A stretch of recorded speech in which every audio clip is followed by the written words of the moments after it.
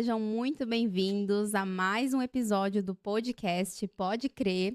E hoje eu estou aqui, com uma novidade para vocês, uma colinha, porque agora eu quero trazer perguntas que eu acho importante também fazer para os meus convidados. E agora eu vou apresentar para vocês quem é o convidado especial que está aqui comigo hoje. Ele é assessor de terceiro setor, vou deixar ele mesmo explicar sobre essa questão do trabalho dele. Se intitula como aprendiz de ser humano, também quero entender melhor esse negócio aí. E eu conheci ele, gente, através do ILESP, né, que é o Instituto de Liderança Empresarial de São Paulo, da sede aqui de Sorocaba. E eu já conversei com ele alguns dias atrás aí também. Participei do programa de Papo de Empreendedor também ontem com ele. E tô percebendo que é uma pessoa incrível e que com certeza vai ter muita coisa legal para compartilhar aqui com a gente. Então seja muito bem-vindo, Valdir Neto. Isso aí, muito obrigado pela oportunidade que você me dá. Imagina. De chegar aqui. Você é uma pessoa maravilhosa, incrível. Gratidão. E eu acho que quanto mais gente incrível assim a gente consegue achar e chegar perto, mais a gente consegue crescer, né? Porque Legal. a gente de certa forma, todo mundo que passa pela vida da gente deixa um pouco de si e leva um pouco de nós, né? Com certeza. E eu espero poder levar o máximo que eu puder, assim, desses momentos que a gente passa juntos. Eu agradeço que legal. muito. Eu que agradeço por ter aceitado o convite, por estar aqui dispondo do seu tempo também. E com certeza é recíproco também, tenho muito a aprender aí com você. Valdir, não sei se as pessoas, né, que estão assistindo a gente te conhecem, então eu vou pedir primeiramente que você se apresente, conte um pouquinho da sua história, quem é o Valdir, qual foi sua jornada para chegar até onde você está hoje. Tá. Meu nome é Valdir Gonçalves dos Santos Neto. Eu nascido em Sorocaba. Eu até os 13 anos de idade morei no município de Sorocaba, estudei no colégio Ageu Pereira do Amaral, ali no Jardim Cruzeiro do Sul, estudei no colégiozinho chamado Julica Berrimbach. Aos 13, aliás, 8ª série, aí eu me mudei pro Paraná, fiz um pouco de teatro em São Paulo, com 13 anos, no colégio Macunaíma, e aí fui pro Paraná, que foi onde eu fiz o meu ensino médio, fiz o curso de Direito, lá que eu me constituí como um profissional. Uhum. À época, o Paraná me ensinou muito, muito, muito, muito mesmo, mas era uma cidade pequena e eu tinha um sonho de voltar para minha cidade natal. Uhum. E 2 anos atrás, isso, graças a Deus, consegui que acontecesse. Você ficou quanto tempo lá? Eu fiquei até dos 14 aos 31. Caramba, Então, bastante. Eu vivi a maior parte da minha vida no Paraná e sou muito grato. Morava numa cidadezinha com 80 mil habitantes que tinha 4 universidades, 3 públicas. Uhum. Então, todo mundo tinha ensino superior. Entendi. Todo mundo que trabalhava vendendo sapato, que trabalhava no comércio em geral, todo mundo tinha um curso superior. Pelo menos tinha pelo menos curso de história, de ciência, de geografia, sabe? Uhum. Todo mundo tinha um curso superior. Que hoje aqui a gente não vê isso, né? Não. Aqui é uma cidade tecnicista, né? Então as pessoas é muito diferente. E por isso eu costumo dizer que é Deus na minha vida que me mandou para lá. Uhum. Para eu dar importância para esse conhecimento que talvez aqui, pelo meio em que eu vivia, quebrando o ciclo, sabe? Na minha família, ninguém tinha entrado numa universidade. Eu acredito que eu fui o primeiro da minha família.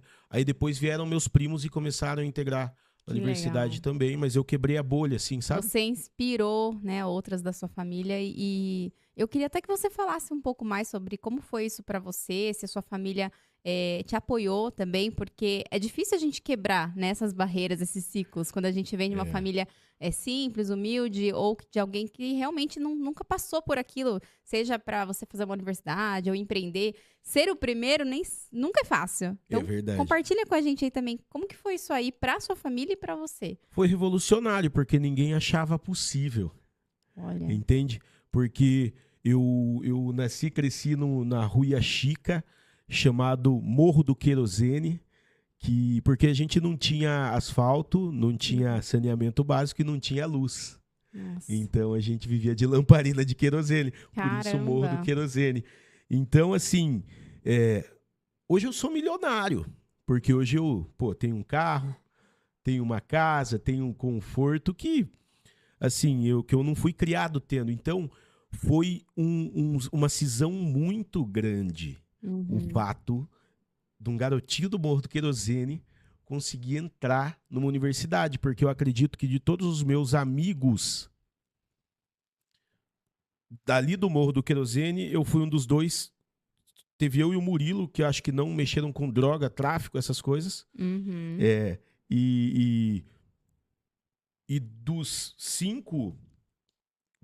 dos 10 ali que eu conhecia mais próximos, 5 devem estar vivos hoje. Nossa. Então, assim, é uma peneira muito grande para quem nasce de onde eu nasci. Assim. Mas assim, eu concordo com você que a ambiência, ela influencia demais na nossa vida. Mas todos nós temos o poder de decisão. E você Isso. decidiu sair desse ambiente, né? Quando a gente toma o poder de decisão, eu acredito, eu confio, eu tenho muita fé. Então, o que eu entendo hoje, quando você toma o poder de dirigir o seu navio, de tomar as rédeas, de alçar as velas, Deus vai colocando o maior instrumento de Deus são os anjos que ele coloca na sua vida, as pessoas. As pessoas, e aí ele coloca mestres, os mestres necessários, né? Para cada momento da tua vida. E eu acho que o meu primeiro grande mestre, assim, foi o Projeto Guri, que eu comecei a fazer, que era na Oficina Grande Otelo, Fórum Velho de Sorocaba. Aqui em Sorocaba mesmo. Um dos maiores sonhos da minha vida é administrar uma instituição ali dentro hoje. Porque eles me salvaram das drogas e do tráfico. Que legal. Porque eles me deram cultura. E eu acho que uma das melhores formas de você salvar essa nova geração, com uma geração que está deturpada em dopamina,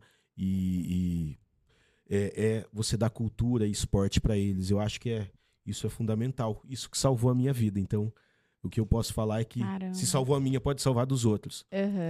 E como você falou, o meio em que você está molda a pessoa. A minha mãe é um exemplo disso. Porque, veja bem, eu entrei para a faculdade antes dela. Ela não tinha nem o ensino médio. Como estávamos numa cidade, Paranavaí, onde quase todo mundo tem terceiro grau, a minha mãe se formou no ensino médio e fez administração, hoje é pós-graduada. Caramba! Você entende? Com quantos anos ela tomou essa decisão? 44 anos ela se formou no ensino médio. Caramba, ou seja, nossa. Quem acha que não tem mais tempo é porque não tem mesmo, viu? Não tem desculpa, né? Exato. Porque, assim, tá tudo aqui. Nossa, que legal. Eu nunca tinha ouvido uma história assim. E realmente, vocês colocaram uma posição onde vocês foram impulsionados ali para tomar essa decisão. E somente poderia simplesmente falar, não, vai lá você, faz, e eu vou ficar aqui na minha zona de conforto. Mas ela conseguiu superar isso. Porque... E realizar um sonho que para você também foi, não foi? Imagina ver o orgulho de ver dúvida. sua mãe se formando. Os maiores orgulhos da minha vida foi ver minha mãe pegando Caramba, que legal. E assim, a gente vê o quanto quando a gente faz por nós, o nosso exemplo ensina em silêncio. A gente não precisa querer dar aula para ninguém. É só fazer todo dia certinho que você consegue inspirar as pessoas que estão do teu lado primeiro. Exato. Depois as pessoas que estão na casa do lado, mas começam a ver a tua mudança, a tua edificação. E todo mundo que começa a se edificar vai se tornando mais próspero. Exato. Eu sempre falo, Valdir, que as palavras, elas ensinam, mas os exemplos, eles arrastam. Exato. Porque as pessoas, elas querem ter a mesma vida que você, elas querem pertencer. E aí isso faz com que você realmente inspira elas a dar esse próximo passo. Exato. Então, que bom que você foi essa inspiração aí para tanta gente. Eu tento ser assim, eu tenho um filho de 4 anos. O nome dele é Vinícius José. O amor da minha vida. Ele foi o instrumento divino para que eu falasse todos os dias da minha vida eu vou ser melhor que ontem. E todo dia eu sou melhor que ontem. A minha evolução desde que ele nasceu é abissal. Porque eu quero ser o melhor exemplo que ele pode ter em vida. Então é isso o que me norteia. E isso que me transforma num ser humano melhor. Porque ainda com os estudos que eu tinha, com o conhecimento que eu tinha, até ele vir e eu ter esse propósito, porque eu descobri o meu propósito depois que ele nasceu, em ser um exemplo e querer transformar o mundo no melhor mundo que eu posso deixar para ele como herdeiro. Uhum. Esse é o meu trabalho. Eu trabalho com o terceiro setor. Eu trabalho fomentando os dons das pessoas. Que legal. Entende? Porque... Mas isso também começou, querendo ou não, lá atrás, quando alguém te deu a mão e te ajudou também aqui em Sorocaba, né? Sempre. Você já tinha ali, né, talvez, uma sementinha plantada. E aí, quando seu filho nasceu, você falou, não, agora eu tenho que ir pra ação. Agora eu tenho que realmente viver o meu propósito. Agora é minha vez de fazer o que fizeram comigo para o meu legal. filho e para os próximos a ele. Porque a melhor forma de eu garantir a segurança do meu filho é dando uma mentalidade adequada para ele e transformando o meio em que ele está imerso. Uhum. Quanto melhor o mundo que o meu filho está imerso, melhor é o meu filho. É natural. Sim. Só que a gente não pensa isso. A gente muitas vezes pensa em julgar o próximo e não em auxiliá-lo. A gente tem tanto conflito interno que está mais preocupado em julgar o próximo do que a si mesmo. Uhum. E mal entende que quando eu julgo o próximo, estou julgando a mim e não ao próximo. Uhum. E aí vem aquela questão que você falou, né? Camila, eu sou aprendiz de ser humano. Quando a gente chegou aqui no estúdio, falei, o que isso exatamente quer dizer? E aí, acho que tem a ver com isso que você está falando, né? A gente vai descobrindo como as coisas funcionam. Eu penso assim, existiu um ser humano enorme no mundo, tanto que o tempo é contado antes dele e depois dele. Uhum. Jesus Cristo. Esse cara foi o maior ser humano que essa terra já viu. Em cima disso, eu tento ser um aprendiz de ser humano. Onde ele tá ali, ó. Isso. É por ele, é por honrar o trabalho que ele fez, que ele exerceu na terra. E a gente quando é tocado por ele, a gente vira ferramenta. Não é por mim, é pelo patrão que eu faço. Tudo que eu tenho que fazer. Sim. Eu faço porque eu tenho um propósito. Tento continuar o trabalho que o meu pai fez dentro do dom que ele me deu. Que é esse conhecimento jurídico para organizar instituições, para dar condições para mais pessoas. Então, o que fizeram comigo através de um projeto, de uma instituição, colocaram um violoncelo na minha mão e me tiraram das rodinhas de tráfico do Morro do Querosene. Eu vou tentar o resto da minha vida ampliar o máximo de instituições que possam tirar essas crianças desse meio. Porque eu perdi amigos. E você convive com isso, né? No seu dia a dia, vendo essas situações, ajudando essas pessoas. Qual que foi o momento, assim, que você falou, caramba, tudo isso que eu faço vale a pena? Porque eu imagino que não deva ser fácil, né? Você ver tantas coisas, lidar com tudo isso. Mas teve algum momento que você falou assim, nossa, ajudei essa pessoa aqui, como valeu a pena eu estar aqui hoje? A primeira vez que isso aconteceu comigo, eu tinha 18 anos e era palhaço de hospital. Incrível. E eu entrei na pediatria. E ali... Não faz eu chorar, por favor. E ali eu vi que quem ganha não era eu. Não eram as crianças, aliás, desculpa. Quem ganha com a minha visita é eu. Eu saio do hospital com ânimo assim. Valorizando até mais a nossa vida, né? A gente entende mais o que é a tal da gratidão. A gente passa a entender um pouquinho mais. Então, assim, eu sou só um instrumento de um trabalho divino. Eu só sou humilde o suficiente para falar assim, eu só sou o que sou graças ao pai que eu tenho. Porque se não é ele, não era nada. Então, assim, é muito engraçado e para mim é muito claro que tudo que aconteceu na minha vida foi para construir o ser humano que eu sou hoje. E tudo que aconteceu na minha vida também de ruim foi para me ensinar o propósito que eu tenho que ter, porque tudo aquilo de ruim que acontece na vida da gente é para melhorar em alguma coisa. Pra gente aprender a crescer em alguma coisa. Então a minha vida é cheia desses pontos. A dificuldade que eu tive na vida é para dar valor às bênçãos que eu tenho hoje. Você entende?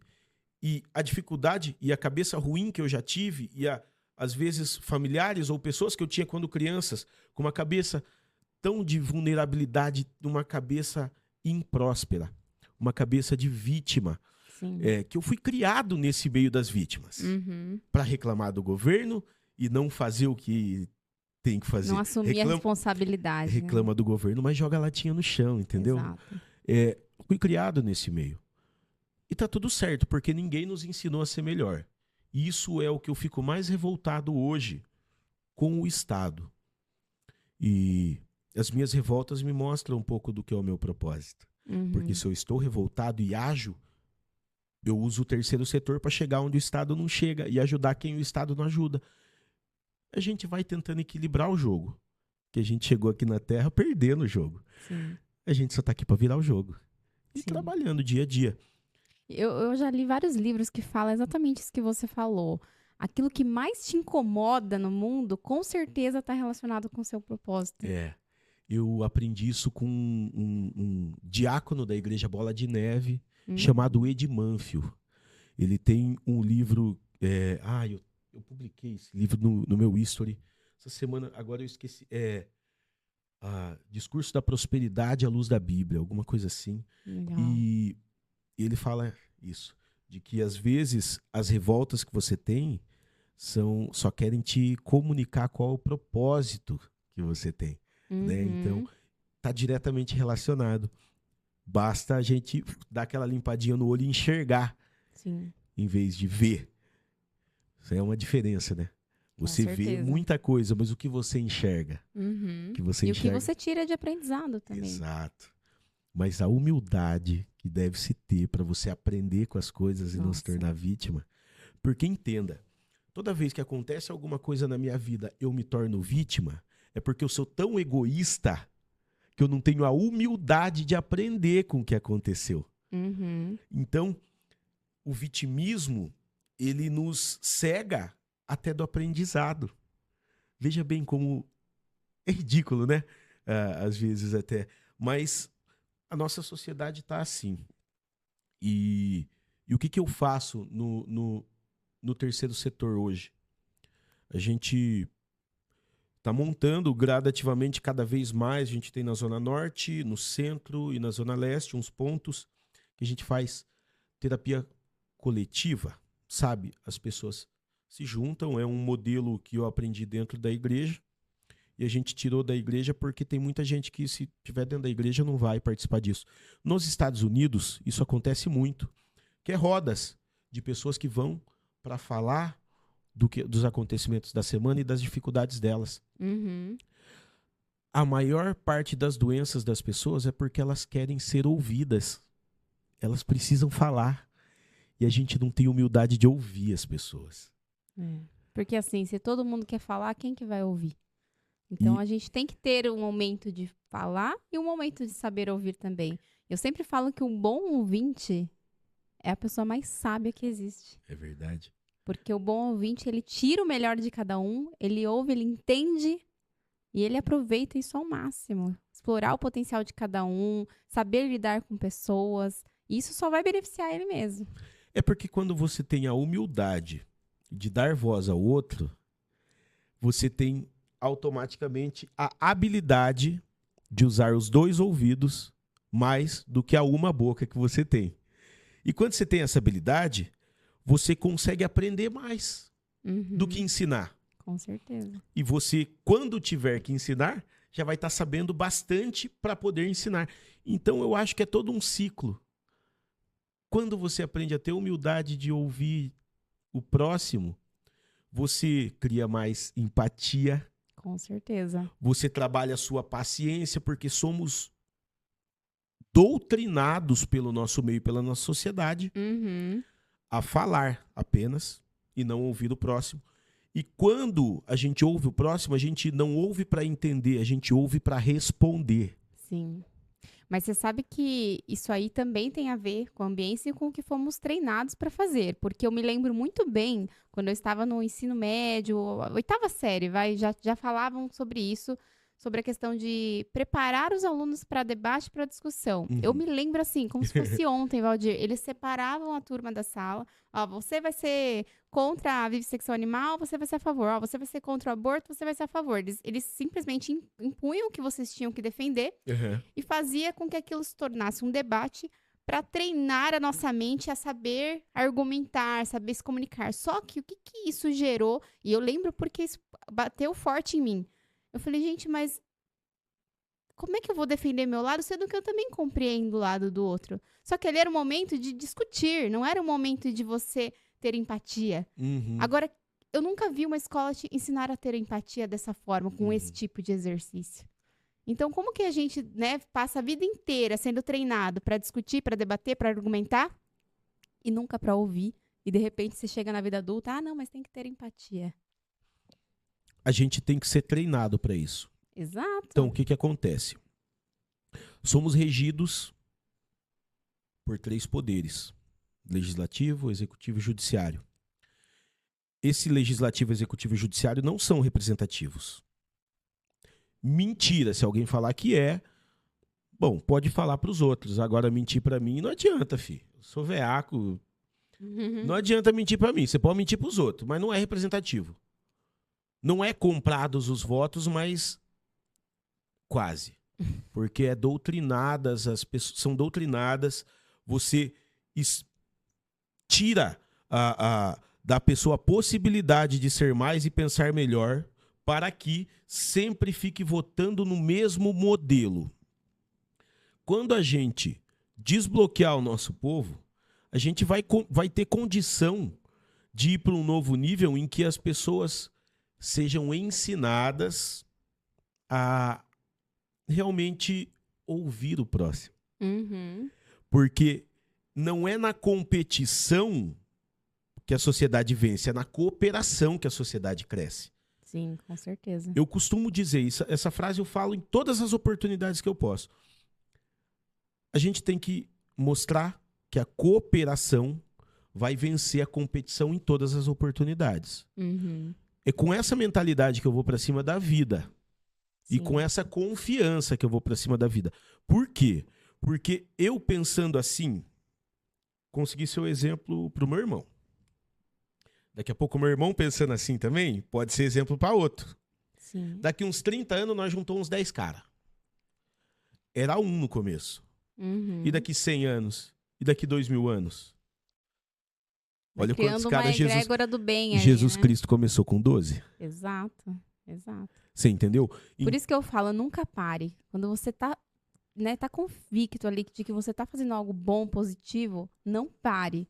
E aí, Valdir, eu queria até que você falasse um pouco também como que é pra você lidar, porque, né, me corrige se eu estiver errada, mas geralmente pessoas que batem de frente com aquilo que você enxerga de errado, Uhum. que geralmente são pessoas, né, ou instituições grandes, aí, principalmente falando de governo, você vai ser muito julgado, muito criticado e pode até, né, apanhar ali dentro desse meio. Apanhar, eu falo assim, né, não necessariamente fisicamente, mas eu falo fisicamente assim, acontece também. pode acontecer também, né, depois do que aconteceu essa semana aí com o Datena. Mas enfim, por que eu tô falando isso? Porque eu queria que você falasse pra gente como que é pra você lidar com isso. E na minha visão, tem que ter muita coragem hoje pra Uhum. você falar sobre isso, impor a sua opinião, né? E ainda liderar pessoas pra esse lado do bem. Como que é isso pra você? Para mim, assim, eu nem penso como liderando nada. Eu penso assim, eu faço o que eu sei fazer. Uhum. É que acaba que quando você é inspiração para outras pessoas, você já se torna um líder. Você se Sim. intitulando ou não, as pessoas se espelham em você. Isso. Mas eu tento manobrar isso no meu cérebro para não entrar em conflito no ego. Ah, sim, isso é importante Então é também. PNL. Eu tento trazer no meu cérebro, assim, eu só sou um instrumento do trabalho do patrão. Tá aqui para E servir. eu vou fazer o máximo. E quando a gente sabe o tamanho do nosso propósito, todo mundo que está discutindo comigo, enraizado nesse sistema que eu chamo de sistema antigo, porque eu Sim. vim aqui, desculpa até, mas eu vim aqui para a implantação da nova era. Uhum. E eu vou dar o resto da minha vida para isso. E tá tudo certo. O nego pode falar assim, não vai conseguir. Eu tenho 33 hoje, vamos conversar quando eu tiver 75. E daí a gente vai ver o que a coisa aconteceu. Porque eu entendo que assim, a gente só não consegue chegar ao fim se a gente parar antes. Sim. Então, eu só vou parar antes quando eu falecer. E eu sei que a minha proteção é muito grande, porque eu troco ideia com o Papai do Céu todo dia. Uhum. E eu vou para cima porque é necessário que alguém o faça. E o Papai do Céu me forjou tanto que eu sofri tanto sem perceber o quanto eu sofria. E hoje eu vejo pessoas que têm mais condição do que eu já tive quando criança, muito mais, e sofrem muito mais. E aí eu entendi, não é as condições monetárias que determinam o teu sofrimento. É a tua psique. Nossa, total. Então, veja, eu vejo muito milionário depressivo e com problema familiar. E tem um monte de cara que trabalha na firma, chega em casa todo engraxado. A família é um amor. Uhum. A prosperidade não tem nada a ver com dinheiro. Então, eu quero o meu povo próspero. Sim. Não estou falando em riqueza. Eu estou falando em capacidade mental de aguentar, de entender que tem um propósito, de que eles não estão sozinhos, que o Papai do Céu está aí para fazer o corre junto com a gente. Sim. Então, se a gente tem essa visão de propósito, a gente muda tudo. A questão é que, veja a quantidade de irmãos que a gente tem, de gente que mora na rua, de gente que perdeu tudo. Não, eles não perderam nada, eles estão vivos. A questão é que eles perderam a capacidade de mandar no próprio corpo e nas próprias vontades. Nossa, você falou tudo agora, porque é exatamente isso, né? A nossa mente controla a nossa realidade e quando você se entrega, já era. Veja como é. Se você é dono da tua empresa e você tem que cobrar alguém, você fica naquele bloqueio, como que eu vou fazer para não... Agora, se você é o gerente e o teu patrão te mandou, você vai lá porque alguém te mandou. Eu tento trabalhar assim. Eu tô aqui porque eu tenho um patrão. Sim. E o patrão que me determinou que faça é mais fácil do Homo sapiens sapiens fazer quando ele é mandado. Sim. Isso é natural e humano. Sim. Então é por isso que é nesse sentido que eu trabalho. E assim, a vida inteira vão falar mal de mim, porque as pessoas elas não conseguem gostar de si mesmas, quem dirá de mim. Ninguém tem obrigação. E se você tá alinhado com aquilo que você acredita e tem esse respaldo do Criador, já era. Quem é os outros para querer bater de frente com você? Os outros são os outros. E até aquele que bate de frente comigo, eu tento acrescentar à vida dele um pouco de mim. Nossa, isso é que eu chamo de humildade. Porque isso é uma coisa que eu acho importante a gente falar, Valdir. É fácil julgar o outro. Por quê? O outro pode estar ali fazendo 1000 coisas que você não concorda. Mas quando a gente julga, a gente está entrando na mesma vibração que ele. Exato, não entra. É uma armadilha isso, sabia? É uma armadilha do ego. De que o cara nos ofende e a gente quer devolver na mesma paulada. Aquela história de dar o outro lado da face é porque você não precisa revidar. Não que você vai virar a cara. Porque não, usa o seu poderzão de sair fora, velho. Pega, vira as costas e tchau, obrigado. Não precisa nem dar...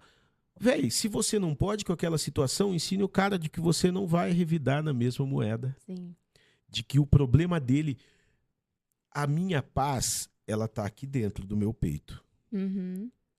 A minha paz, ela vem de dentro. Não tá lá fora. Então, tudo aquilo que tenta tirar a minha paz do meu peito, eu falo, mano, vamos parar por aqui? Não vamos? Não, tá tudo certo então. Até mais, porque você tem que ficar aqui discutindo? Não tenho que discutir. E parece que quanto você mais fica, né, na sua vibração ali, na sua paz, mais a pessoa se irrita. Exato. Porque é isso que ela quer tirar sua paz. Então, eu sempre falo, ninguém tem o poder de te irritar. Exato. Você que se irrita. Você que dá esse poder aos outros de entrar e tomar a tua paz. Que aí você já não tem esse autocontrole mais sobre a sua mente, sobre os seus sentimentos, sobre as suas atitudes. Tá tudo relacionado. Então, se você tá ali nesse nível de sabedoria e consciência, você consegue lidar com qualquer situação diante de qualquer cenário. Exato, porque o mais difícil pra mim é lidar comigo, não com o outro. Exato. Porque a responsabilidade minha é comigo. Então, eu não tenho responsabilidade sobre você. A gente discorda de algo, a gente pode concordar em uma coisa, que nós discordamos e tá tudo certo. Eu não preciso convencer você de nada. Preciso convencer a mim. Eu tenho certeza do que eu tô falando. Eu não consegui convencer você. Eu viro as costas, vou em cima de outro que tá mais suscetível à minha ideia. A mesma energia que eu gastaria, o mesmo tempo que eu gastaria com você e não consigo te convencer, eu pego 2 ou 3 ou 4 caras que estão suscetíveis já à minha ideia. Pela minha vibração daquilo que eu quero passar. Sim. Então, a gente cai nessas armadilhazinhas de que eu quero convencer, eu preciso ganhar a discussão dele. Não, você não precisa. Nossa, mas agora você entrou num ponto importante, porque assim, eu sempre falo isso para os meus clientes também, né? Então, eu sou mentora de empresários e eu falo para eles, ao invés de você ficar ali demandando seu tempo e sua energia com coisas e pessoas que não vão te agregar valor e que você tá vendo que não vai rolar ali, vai para outro lado, vai para aquilo que você já sabe que dá certo, aquelas pessoas que já confiam em você. Então, assim, é muito mais fácil, mais leve você conduzir pro lado forte que você já tem, do que tentar ficar arrastando pessoas que às vezes não querem estar ali com você. E aí, por que eu quis entrar agora nesse assunto aqui? Eu sei que você entrou na política, e na política, muitas vezes, a pessoa ela tem que comprar o voto das pessoas de alguma forma. A pessoa não tá ainda nessa mentalidade, nessa lucidez que você tem, nesse nível de consciência que eu admiro demais. E aí você precisa trazer ela para conseguir ali ganhar uma eleição, por exemplo. Como que você lida com isso? Porque é difícil a gente querer trazer tanta sabedoria. Tanto é que muita gente fala assim, né? Eu, pelo menos, penso assim. As pessoas mais sábias que eu conheço, quando entra na política, já falo até por você, tá? A gente até assusta, fala, nossa, porque geralmente as pessoas que a gente admira, que são sábias, que sabem, né, realmente entendem o ser humano, elas não querem passar por isso, elas não querem enfrentar esse tipo de coisas que a gente vê de governo e tudo mais, que é a máfia que você conhece. Então, assim, o que fez você entrar e como que você lida com isso mentalmente mesmo, falando, tá? Porque é desafiador e com certeza as pessoas vão julgar. Sim, as pessoas julgam muito, primeiro, porque elas não sabem a história para a qual, porque elas não concordam com o partido, porque elas não... todo mundo está te julgando o tempo todo. Isso é importante a gente saber. O que eu estou aprendendo todo dia? Eu tenho hoje um nível de vibração e pensamento, mas eu tenho que ter a humildade de falar com a pessoa de uma forma que ela consiga me entender. Eu sou o tipo de cara de sapato sujo. Eu tô aqui de camisa social e ando de camisa social quase o dia todo. Mas o meu tênis aqui tá marrom. Porque eu conheço as quebradas e eu ando nelas. Porque o meu trabalho é nelas. Porque eu sou um cara que tenta mostrar para as pessoas que a gente vai virar o jogo. Tenha fé, mas começa ela virando o jogo na própria vida. Sim. Então, assim, o meu trabalho entrando nessa guerra política é mostrar para as pessoas que passou da hora da gente que é bom tomar conta. Passou. Passou. Essa bolha vai ser estourada nessa eleição. Porque assim como eu, assim como uma pá de gente... Você vê um exemplo? Pablo Marçal. Olha o tamanho do cara. Foi... Isso porque estão tentando derrubar ele de tudo que é forma, É a terceira vez, gente, porque ele foi eleito deputado e tiraram ele. E agora ele tá... Porque quando a pessoa tem mentalidade e ela é assistêmica, ela apanha o dobro. E é natural e humano. É como se a gente fosse... Entenda, uma vacina que você vai tomar, ela dói. Por quê? Porque ela vai furar você para entrar no seu corpo. Mas veja bem, não é aquela seringa que vai te curar. É o que sai de dentro dela depois da cisão da dor. Então, é natural que seja difícil Sim. entrar na bolha. Mas depois que entra, eu posso te garantir, tem uma pá de gente boa do Iapoque ao Chuí saindo para essas eleições. Uhum. E eles vão ser eleitos, porque o Papai do Céu não vai deixar esse negócio como tá. Tem um monte de gente boa que eu conheço, independente do partido. Sim.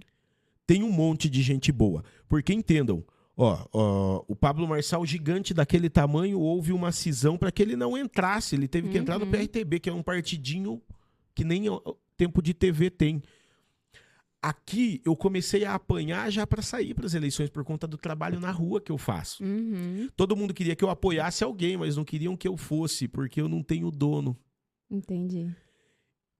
E aí eu tive que entrar num partido que recomeçou aqui, que é o Partido Verde, que reconstruiu aqui em Sorocaba. Eu tive que vir nessa reconstrução sem vantagem nenhuma, sem dinheiro nenhum, sem... Mas, velho, o que eu já sofri na minha vida tá tudo certo. Eu sei construir, eu sei edificar. E se não for agora, na próxima ninguém segura. E assim, você tá tendo uma atitude realmente muito corajosa de ir fazer aquilo que você acredita que deve ser feito. Porque, da mesma forma como o Pablo Marçal também escuta de muitos colegas dele. Mas, cara, o que você tá fazendo? Sai daí, tá arriscando sua vida, larga a mão disso. Você já é milionário, você já tem. Pra que você quer se envolver com isso? O legal, sabe o que é? A gente vê a mentalidade do povo e muita gente fala, Valdir, por que você tá fazendo isso com a sua vida? Então, eu ia falar, provavelmente você escuta isso também, né? Mas aí entra aquela questão, se todo mundo recuar, quem que fica na frente? Os mesmos donos do sistema. E todo mundo sofre com isso. Exato.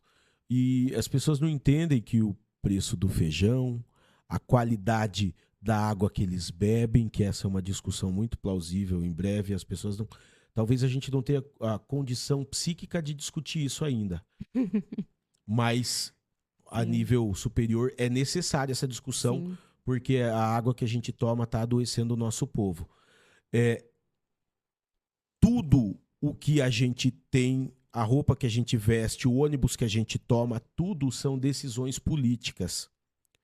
Enquanto um cara que sai do condomínio dele, vai para a Câmara, sai da Câmara, vai para o condomínio, não conhece a cidade, não pega um busão, não só sai a cada 4 anos, enquanto a gente eleger esse mesmo... Precisa ir para um hospital público. Exato. Não leva o filho numa escola pública. Eu fui para o pública. SUS esses dias atrás, fui para o postinho de saúde da Zona Leste, aqui em Sorocaba.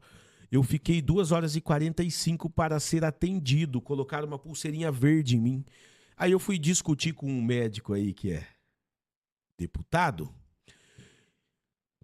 Ele veio querer justificar comigo e veio querer falar que vão construir um hospital de milhões aí. Gente, pega esses mesmos milhões e faz funcionar o que já existe. Isso é ética. Mas é que daí não tem novo contrato, né? Eles estão mais não preocupados. Tem como o negócio, né, colocar mais uns concretos ali. Enquanto a gente não tiver um governante que venha e dê eficácia para o que já existe, a gente vai ficar vivendo de promessa. Gente, desde que começou a política, a gente vive de promessa. Aí a gente dá a oportunidade de 4 anos, o cara só ganha dinheiro e não faz nada e depois promete mais coisa que não fez enquanto tava. E a gente vende o nosso voto para essa promessa de novo. Esse ciclo psíquico que tem que mudar. Porque a gente tem que colocar gente que organize a coisa nesse momento, como está. Porque, cara, você faz com as condições que tem até ter condições melhores para fazer melhor ainda. E é assim que funciona. Agora, a nossa luta é começar a trabalhar a mentalidade do povo. Primeiro, dando condições para o pai, colocando as escolas públicas com saúde. Nas escolas públicas temos que ter mais esportes e mais cultura, para que as crianças não virem drogadas, como a gente está vendo. Todos os domingos da minha vida, eu cuido de moradores de rua, de manhã. Café da manhã, banho e almoço. Todos os domingos. Pode ir na Avenida São Paulo 280 que eu tô lá. Todos os domingos. E assim, o meu medo é que as nossas crianças... Eu vejo pessoas ali com a minha idade, 33 anos, que estudaram comigo no AGEU. O cara tem 33 anos de idade. O cara é um mendigo, gente.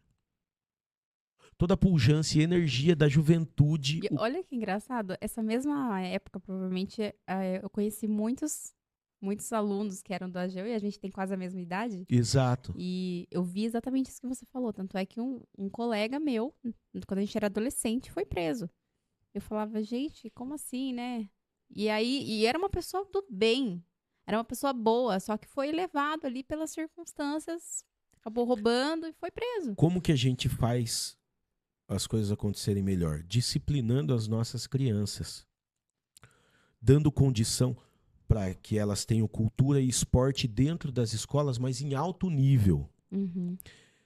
As escolas públicas têm essa condição e têm essa verba e têm esse recurso humano. Não fazem porque não querem fazer com as condições que têm, tá? Os professores dessas escolas têm que ter auxílio psicossocial, porque a gente tem uma pá de professor depressivo. Uma pá, e tem que cuidar deles. Porque eles assumem um BO que ninguém quer assumir, que é cuidar das nossas crianças. Porque muito pai não educa o próprio filho e deixa o professor para educar. Agora você imagina, ó, até os 7 anos de idade é onde a criança está formando ali a idealização, o pensamento, todas as crenças dela vão ser formadas ali. Quem que é a pessoa que mais está de frente com ela ali, educando ela? O professor. Se o professor não tem sanidade mental para saber cuidar dessa criança e os pais nem conseguem dar atenção devida, você imagina aonde nós estamos chegando, Isso. né? Infelizmente, Valdir, eu tô vendo assim, pessoas próximas de mim com filhos que já estão tendo que passar com um psiquiatra. Mas é assim, eu entendo que todo ser humano tem que passar. Porque somos máquinas. Somos máquinas biológicas, somos a maior máquina que existe nesse globo terrestre é nós. É o ser humano, uma máquina divina. Mas nós temos uma biomecânica. O nosso cérebro, os nossos pensamentos, eles são o nosso software. Sim. O nosso corpo é o hardware e nós temos o nosso software. Nós precisamos cuidar do software humano, que ele está cheio de vírus, de inveja, de depressão, de culpa, de medo. Nós precisamos desbloquear isso. Sim. Eu desbloqueei isso quando eu falei, pô, olha o tamanho do meu pai. Como é que eu vou ter medo? Por que eu vou ter inveja? Por que... Sabe, tem gente que ainda não conseguiu fazer isso. E se não consegue fazer isso por si, a gente tem um monte de irmão, filho do mesmo pai, para ajudar o outro irmão. E é isso que eu acho que temos que trabalhar como uma sociedade colaborativa e não competitiva. Sim. A gente não tem que ficar com inveja da grama do irmão. A gente tem que ajudar a regar ela junto com a nossa. Exato. Faz uma extensão. A gente somos criados para a competição. Isso, no longo prazo, causa uma deficiência muito grande, que é só olhar para o próprio umbigo. Nossa, isso eu vejo principalmente, né, no ambiente que eu convivo, que é o empreendedorismo. Eu vejo que as empresas, muitas vezes, elas estão mais ali querendo competir, querendo ser melhor do que o outro, do que cooperar. E quando você entra nessa... Nossa, eu falo isso para os meus clientes. Eu falo, você já fez parceria com fulano? Você já fez parceria com ciclano? Ah, não, mas é que... Eu falo, gente, mas vocês juntos são muito mais fortes, porque vocês vendem para o mesmo público e vocês não são concorrentes. Aí eles falam, eu não tinha pensado nisso. E assim, por quê? Porque tem o medo da pessoa ir lá e falar assim, não, meus clientes são meus clientes, né? Eu falo, gente, vocês estão competindo ao invés de cooperar. E aí, o que acontece? Camila, eu sou cara de pau mesmo. Eu falo, Valdir, fui com você? Exato. Cheguei lá, Valdir, você tem aqui, né, um monte de empresário aqui, eu tô precisando falar com esses empresários, eu também tenho um monte de empresário, vamos fazer essa troca? Exato. Né? Você me ajuda aqui, eu te ajudo ali, todo mundo ganha, inclusive os empresários que estão ali na nossa rede. Exato. Eu falo, como que as pessoas não entenderam isso ainda? E aí você falou pra mim também, né, que você também gosta de trabalhar e falar sobre empreendedorismo social. O que exatamente é isso e se tem alguma coisa a ver com o que eu tô falando aqui? O empreendedorismo social, eu vou te dar um exemplo. A gente fez um curso, conseguimos um patrocínio através de uma instituição, conseguimos o patrocínio de uma empresa que faz calças jeans. E ela nos deu 6 máquinas. Uhum. Essas máquinas colocamos na Reviver ali, colocamos numa instituição. E aí nós chamamos uma pessoa que deu o curso de costura para 6 mães solteiras, porque o projeto era com mãe solteira, ou mãe solo, né?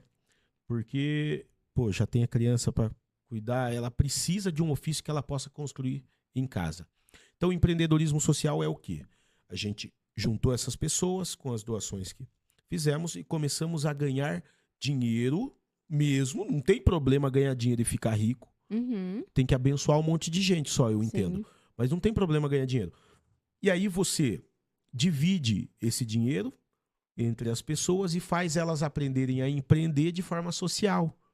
Você prolifera o empreendedorismo de forma social. Você ganha dinheiro de forma social. Por exemplo, uma cooperativa de catador. Montamos uma em Maringá e, assim, ela está extremamente próspera hoje.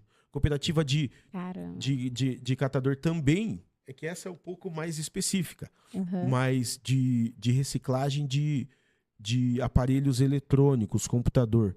A gente tira ouro de uma placa de computador. Então, entenda, você coopera socialmente, você monta instituições. O que é uma instituição? Na maioria das vezes, uma associação de pessoas que compõem um CNPJ através dessa associação.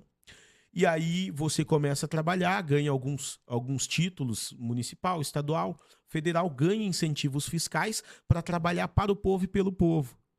Então, é iniciativa privada 100%, inteligência pública.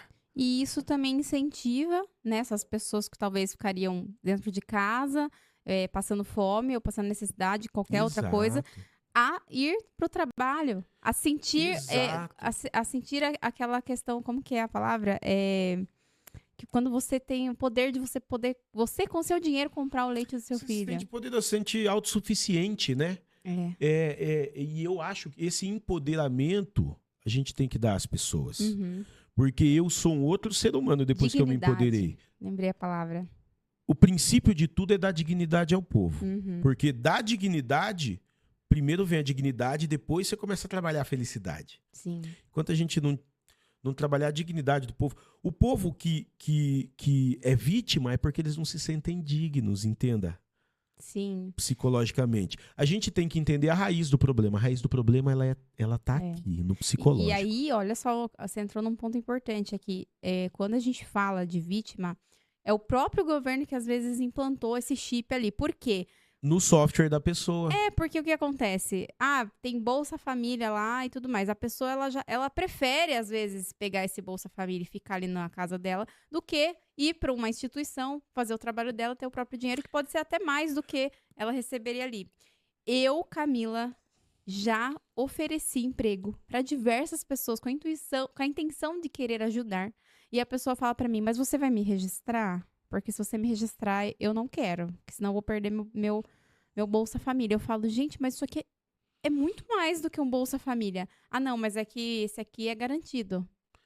Eu falo, gente, o que é isso que implantaram na mente das pessoas? É um vitimismo violento. Isso daí é uma baita de uma cilada. Porque foi implantado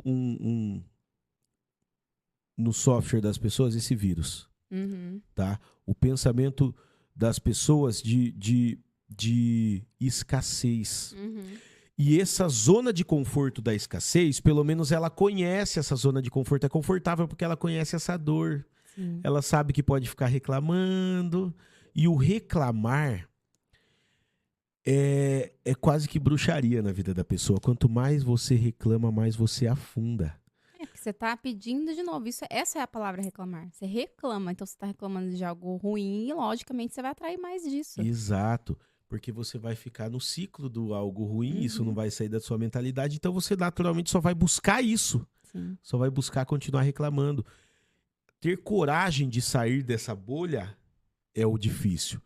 E é isso que a gente vai tentando com iniciativa privada, com esses empreendimentos. Por exemplo, o ILESP. O ILESP, ele existe para fomentar, óbvio, nasce de empresas bilionárias, o ILESP São Paulo, e vem para cidades, né, do interior para captar os líderes empresariais, para mudar a mentalidade dos empresários pequenos para que eles se tornem mais prósperos e consigam aguentar contratos com os caras de São Paulo, porque os caras de São Paulo precisam de terceiros no meio. É uma raiz, né? Ela vai crescendo e a prestação de serviço tá passando por aqui, por isso que tem em Sorocaba. Senão não haveria necessidade do ILESP aqui. Então, assim, é tudo o que a gente trabalha, as instituições, eu entendo que são ferramentas para a gente trabalhar o psique do cara, o empoderamento do cara, a dignidade. Nossa, incrível, incrível, Valdir. Eu já tinha percebido que você era uma pessoa inteligente e sábia, mas hoje isso se concretizou aqui e eu te admiro demais. Pô, Queria Deus já abençoe. te agradecer por tudo, por você estar compartilhando aqui tudo isso, né, com a gente. Espero que vocês tenham também aproveitado aí muitos ensinamentos, né, que o Valdir trouxe aqui. E para a gente encerrar aqui, Valdir, eu gostaria que você deixasse uma mensagem final para aquelas pessoas que ainda não conseguiram ter coragem de furar a bolha que você está querendo furar. Porque coragem é uma das coisas mais honradas de se ter. E a gente não é treinado para ter coragem. Mas entenda uma coisa, se você fizer a coisa até dar certo, você não precisa trabalhar a coragem, você precisa trabalhar a resiliência. E aí, se você for resiliente, seja ruim ou seja bom o seu dia, cumpra o que está na tua agenda e faça. O dia a dia, o tijolinho por tijolinho, a longo prazo, você vai ver que você consegue construir um castelo inteiro colocando tijolinho por tijolinho.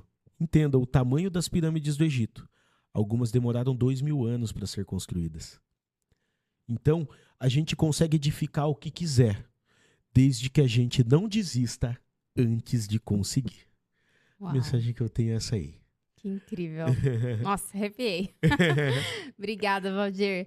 Pessoal, até o próximo episódio. Eu vou deixar depois aqui o Instagram do Valdir, da ILESP, para vocês poderem acompanhar lá todos esses projetos incríveis.